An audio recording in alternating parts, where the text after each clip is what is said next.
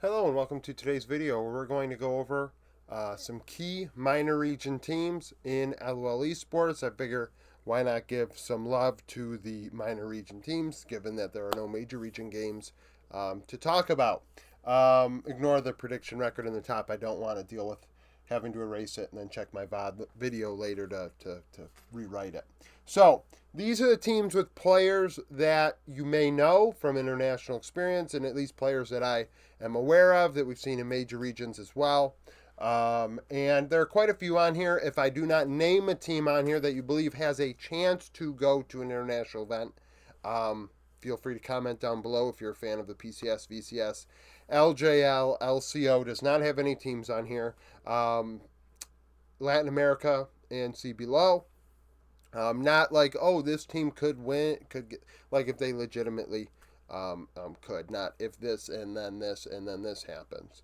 So PCS, I have six teams down. Obviously, this is the PCS that we used to know in Taiwan, Hong Kong, and Macau. And then as well as LCO, so Oceania and Japan. CFO, Rest, played for CFO last year, as well as Shun. Now they've made some additions. Karsa, yes, Karsa that played with RNG as well as Flash Wolves. He is on the team, as well as Gory, who played with Golden Guardians last year, and Sword Art, longtime support, one of the oldest supports in LOL Esports, and definitely one of the more accomplished ones, maybe even top 10 to 15 most accomplished supports in LOL Esports history. Frank Esports, so top laner, Jiang, I don't know. I've never heard of him, but he's playing for them. Frank are doing well. I tried not to look at records to do this. I try to just look at name. So this is pretty much nameplate sort of breakdown. Gemini, we've seen him as well as Jimmy. They both played with CFO the last couple years. Eminem and Kaiwing. Kaiwing is world class. Another world class support from a minor region that we should expect to see do their job at a high level. Jimmy as well. J Team, there have been a lot of issues apparently with J Team. They did have a more noteworthy roster before, but still they have a bot side and Like in top lane that I think are players that can perform at international events. Like I think played with Beyond Gaming a couple of years ago. So Cool is definitely the question mark. Minji has some good stats, has for a while. Wako we saw last year with PSG, and Yerson, who has played in many regions, not only the LCS, but I believe in Latin America also. PSG Talon, I mean, that goes without saying. I would almost bet on them going to MSI or Worlds, or both. Ozzy, Junjia, Maple, Betty, Woody, I mean, that team is obviously got the nameplate value there. Now we have a couple Japanese teams. DFM. So it's DFM plus Ray Farkey. Obviously told 2 last year the issues that was. The behind the scenes and investigations and all that shit. So Ray Farkey is their top laner. Obviously we've seen Steel, Arya, Udapon, and Harp many times if you watch international events. SoftBank Hawks, or the name's longer than that, but that's the other Japanese team I have on here. Evi, we saw Evi with Heretics. Let's just remember that Evi in Japan is the best top laner there.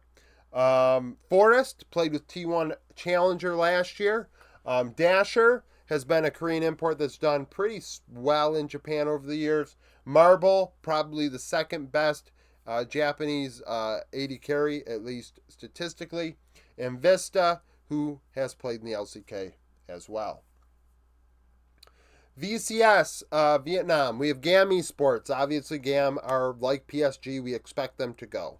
Kiea, Levi. Now they've made changes. Blazes is a mid. Paishiro at 80 carry.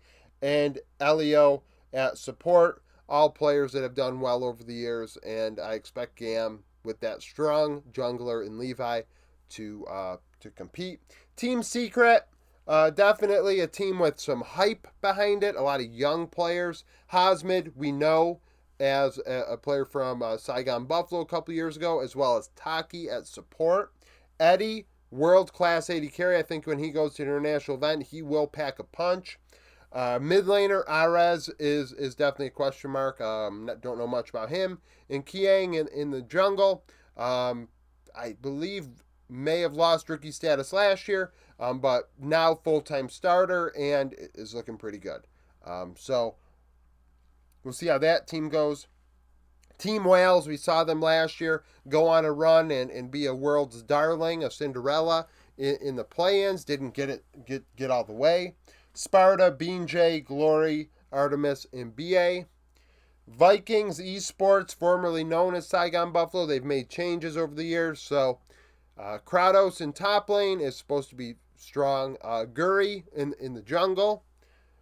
Katie, we've seen on GAM over the years. Has he struggled at international events? Yes, he is not world class. That is, in my opinion, for sure. Domestically, though, has been, serviceable.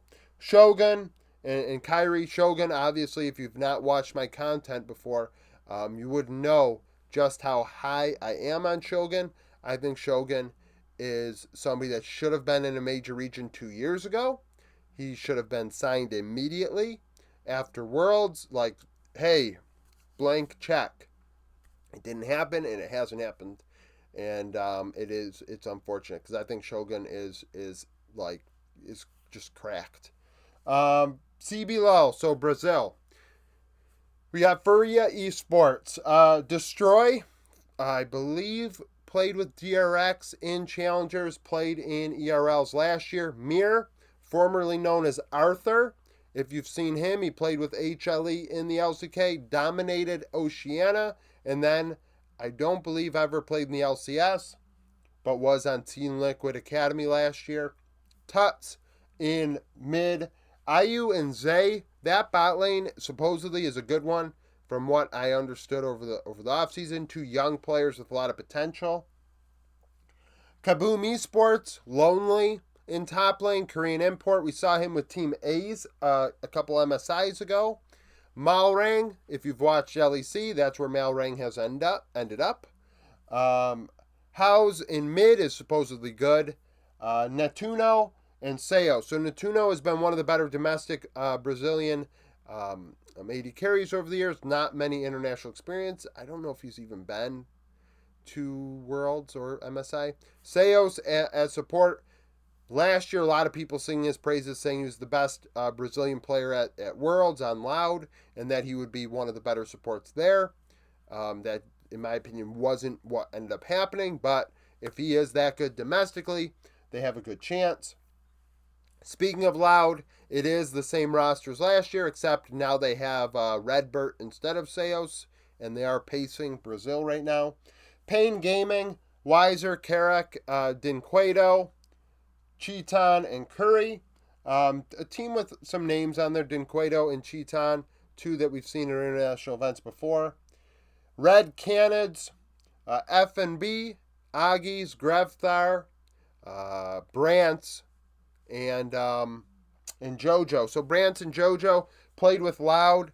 I believe Brantz and JoJo were together for 2022 Worlds when Brantz went on his run, and in my opinion, like Shogun, should be on a major region roster. The fact that an LEC team hasn't signed him or an LCS team is, in my opinion, a shame and embarrassing that they didn't say, hey, blank check. Now, you could say Brazil has a lot of fans and this, that, or the third, but, money usually talks. Viking Esports, not Viking Esports, are close, right? They're both purple too. Vivo Keed Stars. Gigo in top lane, play with Red Canids in 2022 MSI. Decimus. And then we have two European imports into Brazil. Don't see this often. I think Rux may have been the last one. Takui in mid lane, formerly played with FlyQuest in the LCS. Smiley, a player that I believe doesn't have any major region tier 1 experience. And then Pro Delta. So see if the EU players can get that team past the, Korean import teams and then the completely domestic teams. Latin America. So interestingly, Estral is in the lead. All 5 are domestic players. Zothbe, Zothve in top lane. Last year, a lot of hype around him. A young player. I can't double check that, but if I recall, a lot of people said, "Oh, this guy's really good. He's coming up." Jose Dioto, world class player, one of the best minor region players. I think if Levi retires, you could argue that Jose Dioto is the best minor region jungler. Maybe Junjia has him beat, but Junjia shouldn't even be in a minor region, in my opinion. Neither should Jose, but that's another crock of shit. Cody in mid, a pretty good domestic Latin American mid. Snaker and Ackerman. So, solid team.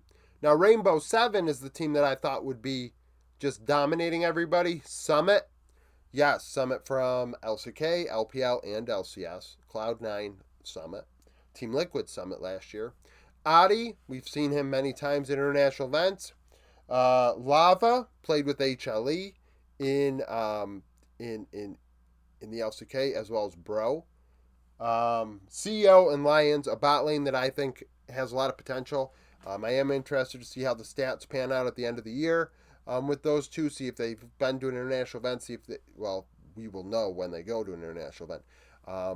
How they stack up, if they've improved. That's a duo that I have a lot of respect for, and how they performed and how they grew after MSI 2 Worlds last year. So that's it for this video. Thank you for watching. If you liked the video, like it, subscribe to the channel for daily League of Legends content. Follow me on Twitter, join the Discord, become a YouTube supporter, and hope to see you again tomorrow.